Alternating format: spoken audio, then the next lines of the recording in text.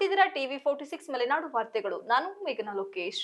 ಮಹಿಳಾ ಜಾಗೃತಿ ಮಾರ್ಗದರ್ಶಿ ಅಸೋಸಿಯೇಷನ್ ವತಿಯಿಂದ 19ನೇ ವರ್ಷದ ವಾರ್ಷಿಕೋತ್ಸವ ಹಾಗೂ ರಾಷ್ಟ್ರೀಯ ಮಹಿಳಾ ದಿನಾಚರಣೆಯನ್ನು ಮಾರ್ಚ್ 23ರಂದು ಕುಶಾಲನಗರ ಬಡಾವಣೆಯ ಭೀಮಾ ಮಂದಿರದಲ್ಲಿ ಆಯೋಜಿಸಲಾಗಿದೆ ಎಂದು ಮಹಿಳಾ ಜಾಗೃತಿ ಅಸೋಸಿಯೇಷನ್ನ ಅಧ್ಯಕ್ಷೆ ಕಲ್ಪನಾ ಕೀರ್ತಿ ಹೇಳಿದ್ದಾರೆ.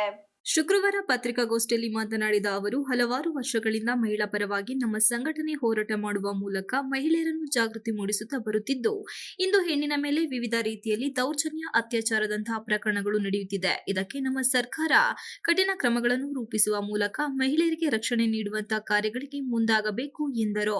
ಮಹಿಳೆಯರು ಸದಾ ಪುರುಷರನ್ನು ಗೌರವಿಸುವ ದೃಷ್ಟಿಕೋನದಲ್ಲಿದ್ದರೂ ಇಂದು ಮಹಿಳೆಯರು ಆಧುನಿಕ ಯುಗದಲ್ಲಿ ಪುರುಷರಷ್ಟೇ ಸರಿಸಮವಾಗಿ ಕರ್ತವ್ಯ ನಿರ್ವಹಿಸುವಾಗ ಹೆಣ್ಣಿನ ಮೇಲೆ ದೌರ್ಜನ್ಯ ಪ್ರಕರಣಗಳು ಹೆಚ್ಚುತ್ತಿವೆ. ಇದನ್ನು ಸರ್ಕಾರ ಗಂಭೀರವಾಗಿ ಪರಿಗಣಿಸಿ ಹೆಣ್ಣನ್ನು ರಕ್ಷಣೆ ಮಾಡಬೇಕು ಎಂದರು. ನೋಡಿ, ಈಗ ಮಹಿಳೆಯರನ್ನು ಏನು ಒಂದು ಕೆರೆಯಲ್ಲಿ, ಬಾವಿಯಲ್ಲಿ, ಧರ್ಮಸ್ಥಳದಲ್ಲಿ, ರೈಲಿನಲ್ಲಿ, ಬಸ್ಸಿನಲ್ಲಿ, ಮಂದಿರಗಳಲ್ಲಿ ಮಹಿಳೆಯರ ಮೇಲೆ ಅತ್ಯಾಚಾರಗಳಾಗ್ತಾ ಇದೆ. ಮತ್ತು ಅದ್ರ ಜೊತೆಗೆ ಒಂದು ಲವ್ ಜಿಹಾದ್ ಅಂತ ಒಂದು ನಡೀತಾ ಇದೆ. ಇದನ್ನೆಲ್ಲ ನಾವು ಸ್ಟಾಪ್ ಮಾಡಬೇಕು. ಒಂದು ಮಂದಿರದಲ್ಲಿ ಆಗ್ತಾ ಇದೆ ಅನ್ನೋದು ತುಂಬ ನಾಚಿಕೆಗೇಡಾಗ್ತಾ ಇದೆ.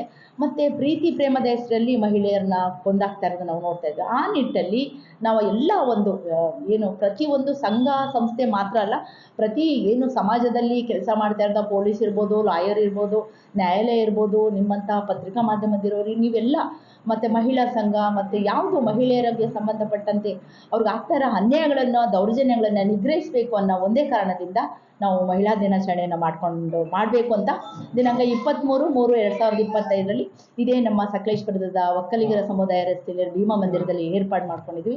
ಸೊ ಈ ಒಂದು ಕಾರ್ಯಕ್ರಮಕ್ಕೆ ಯಾವುದೇ ಜಾತಿ, ಧರ್ಮ, ರಾಜಕೀಯ ಭೇದವನ್ನು ನಾವು ಬೆರೆಸಲಿಲ್ಲ.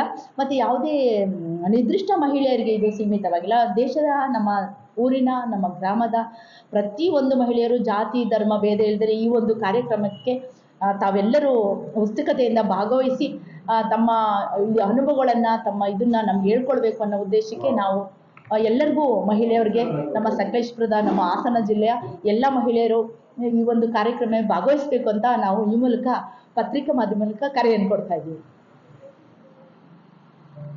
ಪತ್ರಿಕಾಗೋಷ್ಠಿಯಲ್ಲಿ ಮಹಿಳಾ ಮಾರ್ಗದರ್ಶಿ ಅಸೋಸಿಯೇಷನ್ನ ಉಪಾಧ್ಯಕ್ಷರಾದ ಕಾವ್ಯ, ಸಹ ಕಾರ್ಯದರ್ಶಿ ಪುಷ್ಪ, ಸದಸ್ಯರಾದ ಮಂಜುಳಾ ಉಪಸ್ಥಿತರಿದ್ದರು. MB Umesh, TV Malenadu news, Sakleshpur.